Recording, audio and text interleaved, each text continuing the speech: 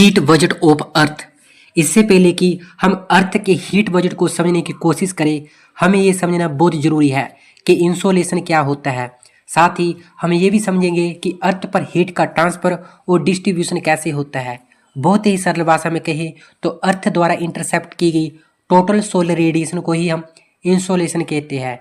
Insolation का simple मतलब है इनकमिंग सोलर रेडिएशन, यानी कि सोलर इंसोलेशन सनलाइट का वो पोर्शन होता है जो अर्थ के द्वारा रिसीव या इंटरसेप्ट की जाती है। आपकी जानकारी के लिए यहाँ बता दें कि total 2 billion solar radiation part का अर्थ केवल एक पार्ट ही रिसीव कर पाता है। आप इस बात से अंदाजा लगा सकते हैं कि टोटल सोलर रेडिएशन कितना मैसिव होता होगा।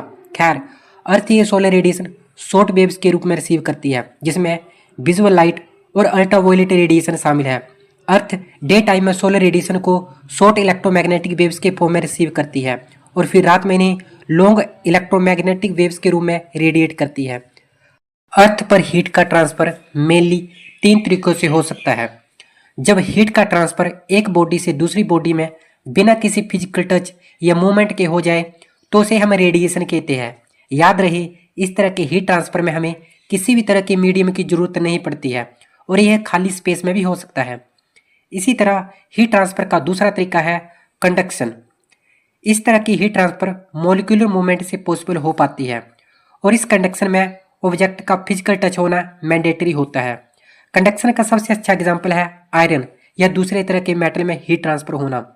हीट ट्रांसफर का थर्ड मेजर तरीका है कन्वेक्शन।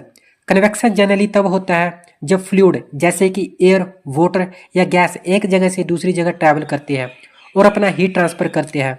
इन तीनों के अलावा फोर्थ वे भी है जिससे अर्थ के सरफेस पर हीट का ट्रांसफर होता है, जिसे हम एडवेक्शन या हॉरिजॉन्टल ट्रांसफर ऑफ हीट कहते हैं।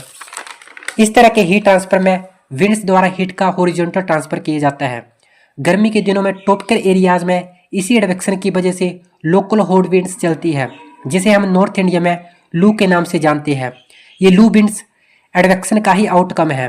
हीट ट्रांसफर को समझने के बाद अब हम समझते हैं हीट बजट के बारे में। जैसा कि हम जानते हैं कि अर्थ एक definite heat amount solar insolation के फॉर्म में रिसीव करती है और एक सर्टेन अमाउंट रेडिएशन के फॉर्म में स्पेस में लॉन्ग वेव के फॉर्म में एमिट करती हुई स्पेस में चली जाती है और इसे ही अर्थ का हीट बजट कहा जाता है। जाहिर सी बात है, जितना हीट अर्थ रिसीव करती है उससे कम ही हीट वो स्पेस में रेडिएट कर पाती होगी और इस तरह से बीच में बहुत सारी हीट डिस्ट्रीब्यूशन प्रोसेस में लॉस्ट हो जाता है और हमारा प्लैनेट हैबिटेबल बन पाता है। आगे हम इन्हीं फैक्टर्स को देखेंगे जिनके कारण हीट का लॉस होता है या फिर जो अर्थ के टेम्परेचर डिस्ट्रीब्यूशन को अफेक्ट करते हैं। लेकिन एक रफ एस्टिमेट के अनुसार रिसीव किए गए सोलर इंसुलेशन का नियरली 30% अर्थ द्वारा स्पेस में वापस रेडिएट कर दिया जाता है और बाकी का ये 70% ऑब्जॉर्व कर लिया जाता है।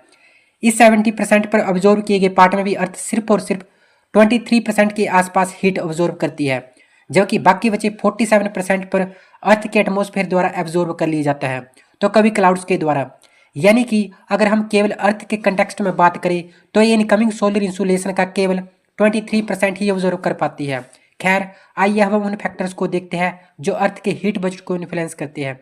इन फैक्टर्स में सबसे मेजर इंपॉर्टेंट फैक्टर है ट्रांसपेरेंसी ऑफ एटमॉस्फेयर। हम सबको पता है अर्थ का एटमॉस्फेयर एक हेट्रोजेनिस मिक्सचर ऑफ गैसेस है जो कई सारे गैसेस से बना है, कई सारे गैसेस और मैटर से मिलकर बना है, जिसमें एरोसोल, स्मोक, डस्ट, वेपर शामिल है।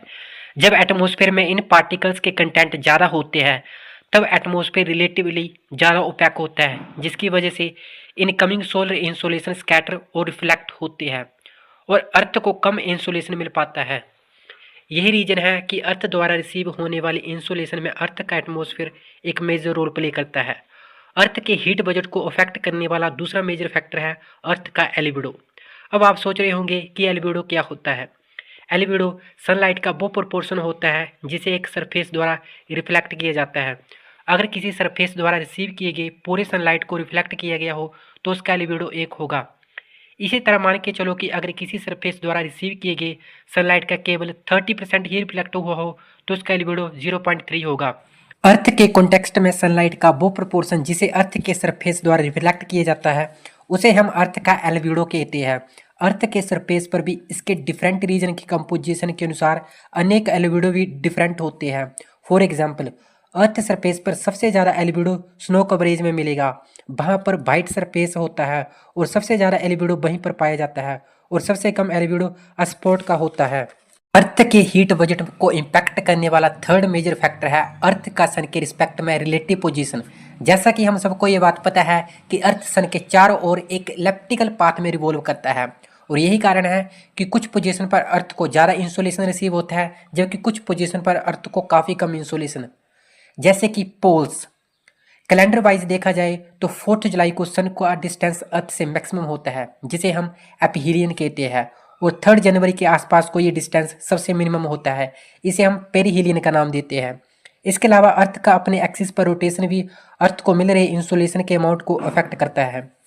इसका मेजर रीजन यह है कि अर्थ का रोटेशन एक्सिस सन के प्लेन के साथ 66.5 डिग्री का एंगल बनाता है और यही ट्रेड अर्थ द्वारा रिसीव किए जा रहे इंसुलेशन अमाउंट को डिटरमाइंड भी करता है। पार्ट सन के प्लेन के कंपैरिजन में ज़्यादा ट्रेडेड होता है वहाँ कम इंसुलेशन प्राप्त होता है और जबकि अर्थ का सन फेसिंग पार्ट सोलर इंसुलेशन को ज़्यादा रिसीव करता है।